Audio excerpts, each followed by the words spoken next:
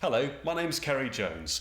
I'm leading the team that runs Alfred. We're a daily community podcast for Shaftesbury in North Dorset. You might know Shaftesbury, we're home of Gold Hill, as seen on TV's Hovis commercials way back in the 70s. When that advert first aired, there was no local radio around here, and you could argue things have gone full circle. Now it's greatest hits radio of very regional BBC locals. Alfred will be on FM next year, but we've already embraced today's tech to deliver hyper-local radio.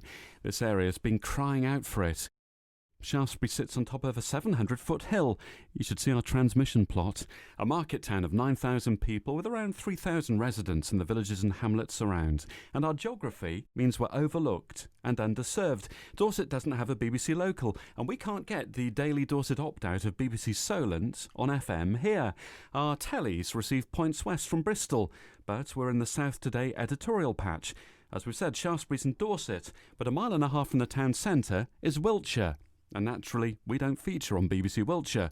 Real people drive or walk across county boundaries for school, social events and shopping. So I started a weekly podcast. It went fine. Then 5 months in, I attended a function where the guest speaker asked the audience how they'd learned about the event. Somebody mentioned Alfred, and a show of hands revealed 3/4 of attendees had come because of the podcast. It was soon racking up around 2,000 listens a week in a town of 9,000. So I met with some like-minded friends and we applied for and won a community radio licence. And at the time I thought, brilliant, job done, now it's going to be real. But that was before our lockdown-enforced experience of hyper-local radio without a transmitter. Now we view the forthcoming FM service as another platform on which to share our unique local content. If you offer engaging words, information and conversation, it's radio, whether it's through the ether or smart speaker. We are a podcast, but we don't refer to ourselves as a podcast.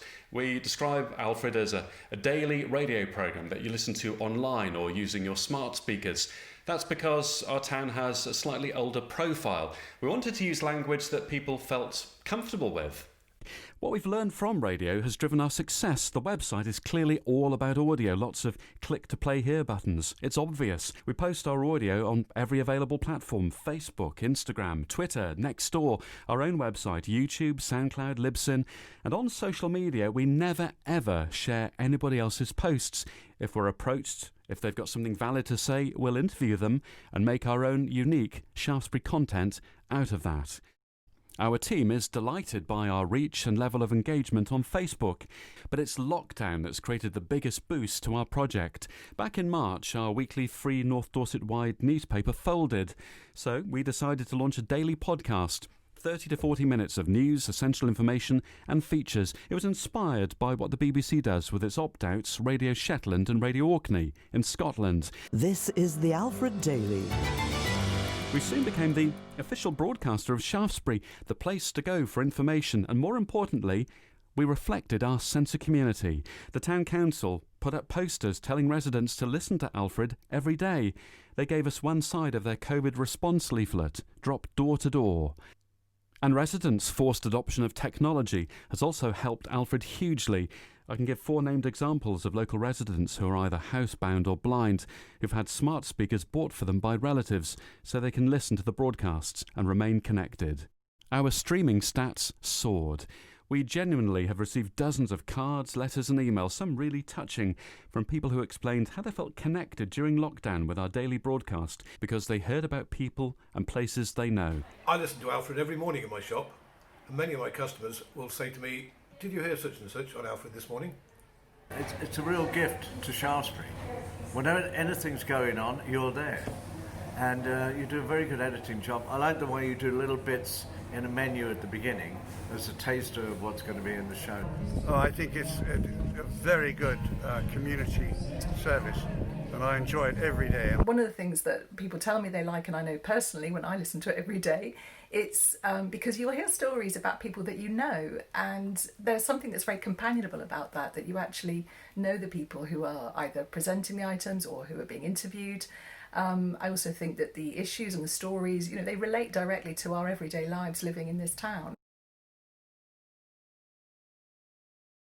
The school organised it as part of October's Black History Month to encourage anyone who wanted to share thoughts or experiences. I've got big hair and I don't care.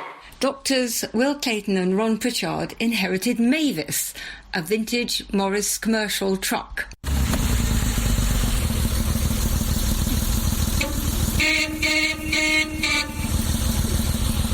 You've just heard Mavis pull up. The volunteers we started training after the licence award realised it was all hands on deck and started recording features and content remotely using smartphones and tablets.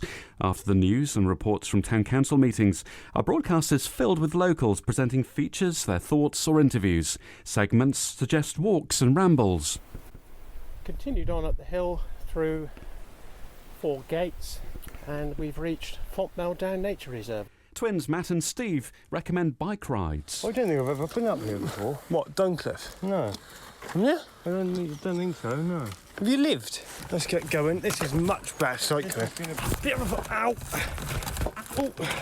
I seem to be flagging behind on my old sit-up and beg. Each week we give listeners a heads up on what's new at the town's charity shops. 2 nearly new artist portfolio cases, and we even have some architectural salvage. Octogenarian John Cluett teaches Dorset dialect. But the cider my grandfather used to serve up was green. You could almost chew it, and it was better used as paint stripper. Author Bridget Strawbridge Howard airs a wildlife diary. In that little deep bit there are newts. Joe Hashman presents wildlife-friendly gardening. An apple tree is like a magician. An old apple tree like a wizard. And locals love Kate Scott's chicken-keeping diary. You spend plenty of money and time on entertainment for them, and they just like the packaging, don't they? We wanted to bring the outdoors in with a strong nature and countryside feel. One volunteer, Nix, made his own parabolic reflector. His wife's wok was sacrificed. He records wildlife sounds, and we finish each broadcast with 2 minutes of soundscape. People love it. If you hear St James church bells chiming, so much the better. It's our sense of place. On Sundays, neighbours Karen and Kate chat about local issues over the garden fence. They've been recognised from their broadcasts. I could hear them whispering to each other. She's one of those ladies. We get emails from listeners reacting to stories or asking for help.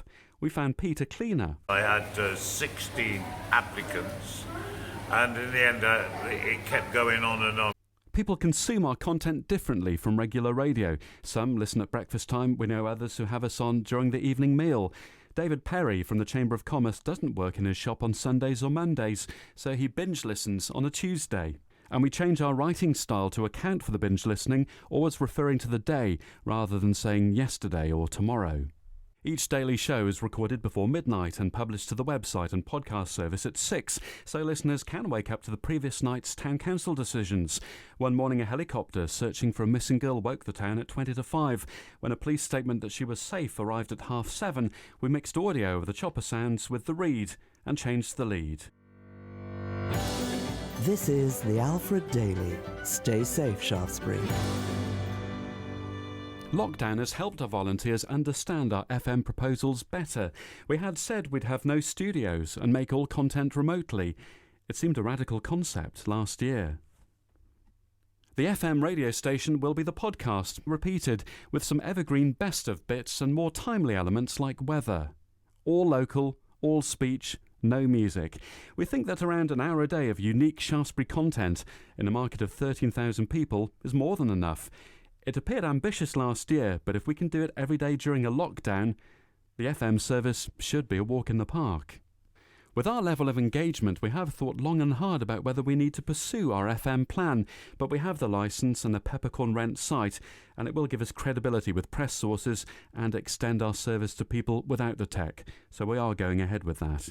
I've been in radio 30 years, and 5 years ago I'd never consider not bothering with an FM licence. It shows how much things have changed thanks to lockdown, but the desire to remain informed and connected and feel part of a community has not changed.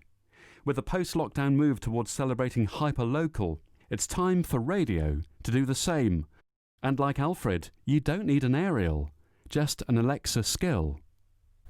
Thank you for letting me take a few moments of your time to tell you about our experiences here at Alfred in Shaftesbury.